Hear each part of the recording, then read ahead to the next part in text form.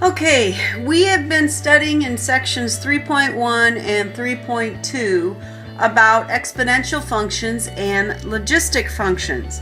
And in Algebra 2, we found inverse functions, and we did a little bit of that in Chapter 1 as well. And so we're going to talk about what are the inverses of exponential functions. Now in this section, you're going to be able to convert equations between the log form and the exponential form. You're going to evaluate common and natural logs, and you're going to graph those as well. Now the key to remember is that inverse functions of exponential functions are what we call logarithmic functions.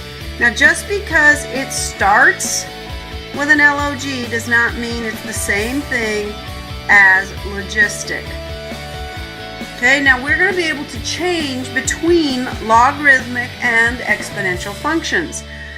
And we're looking at any x value that's positive. By definition, we cannot have any negative logs.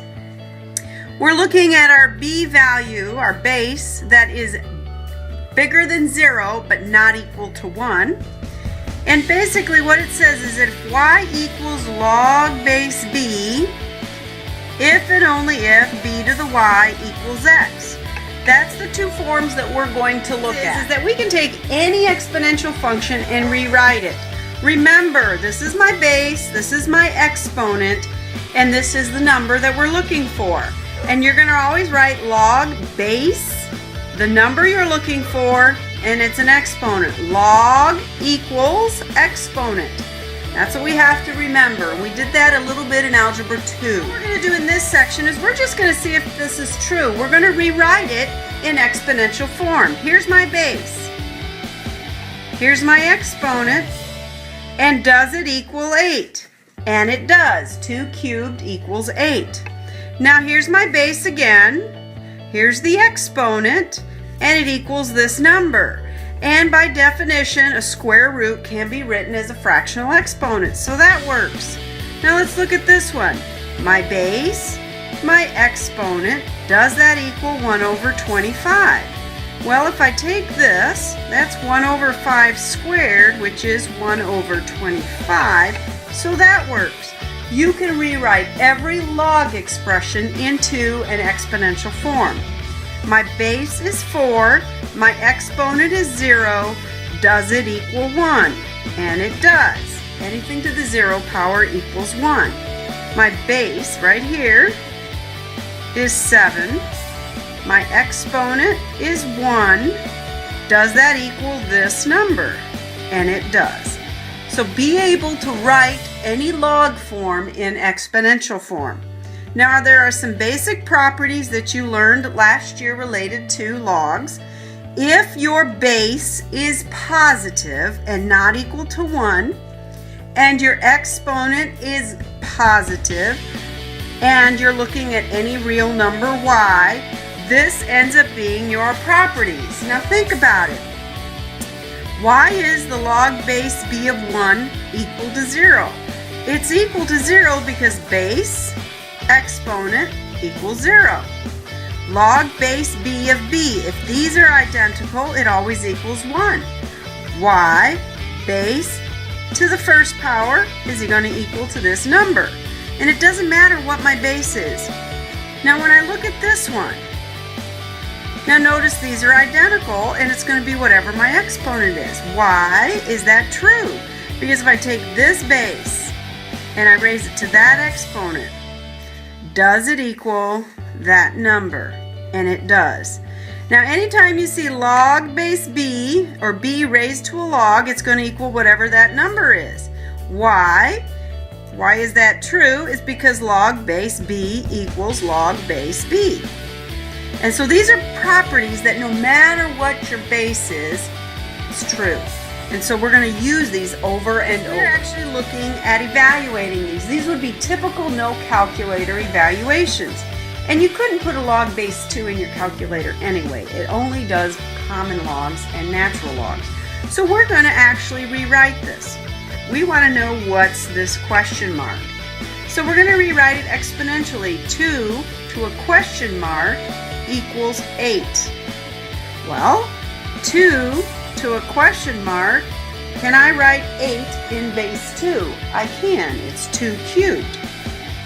And we know that if we have the same base and they're equal to each other, then the exponents must be equal to each other. So the question mark equals 3. Now let's look over here. I'm going to rewrite this. Log base 3 of 3 to the 1/2. And we want to know what that equals. So here's my base. 3 to this exponent equals this number. Well, if that's the case, same base, the question mark has to equal 1/2. So we're just converting them back and forth between logs and exponents.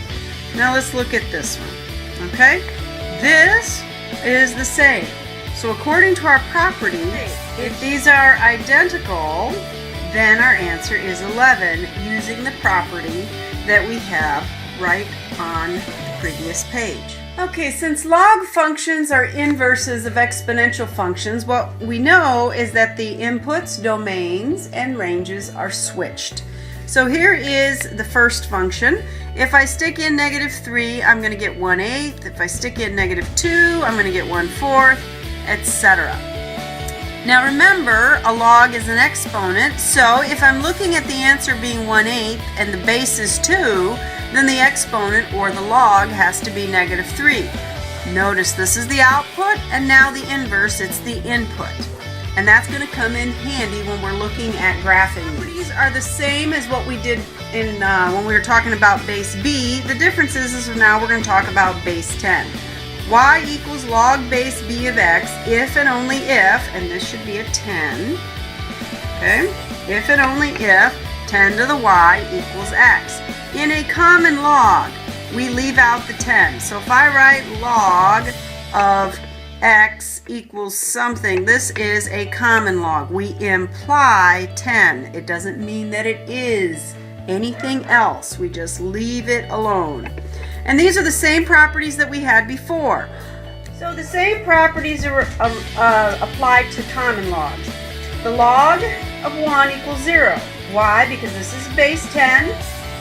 The log is an exponent, so 10 to the 0 equals 1. These are rules that are going to apply regardless of your base. The log base 10 equals 1. Why? Because 10 to the 1 equals 10. Remember, your base is always 10 here. We just don't have to write it down. So here's a 10. Here's base 10. Here's base 10. And here is base 10. These are the same properties regardless of the base. These are the same rules. So now I can evaluate this without an exponent. Remember, the base here is 10. It's implied. So 10 to some exponent gives me 100. Well, let's rewrite 100 to be 10 squared. Same base, so the question mark has to equal 2. So this equals 2. Again, all we're doing is rewriting it to exponential form. Here's base 10 to some question mark, and it equals the 5th root of 10. Well, we're going to rewrite this as 10 to the 1/5, so my question mark needs to equal 1/5. So this equals 1/5. Here's a base 10 to some question mark, and it equals 1 over 1,000. So I'm going to rewrite this as 1 over 10 cubed, which again is 10 to the -3. So my question mark equals -3. If you know the log rules, you should be able to apply these back and forth. This is base 10. If this and this are the same, your answer is 6. And it will shorten your work with logs. Example 4, they tell us to use a calculator. You're just going to punch this into your calculator. So I've got mine here, and I'm just going to turn it on, and I'm going to push the log button. So here's the log button. That means log base 10. So I can push log base 10 and go log of 34.5, and I'm going to write that down. Notice it is a non-repeating decimal, so more than likely we're going to have to at least put 4 decimal places until we know what they want. So it's estimated to be 1.5378. And I could do this for as many different problems as we have.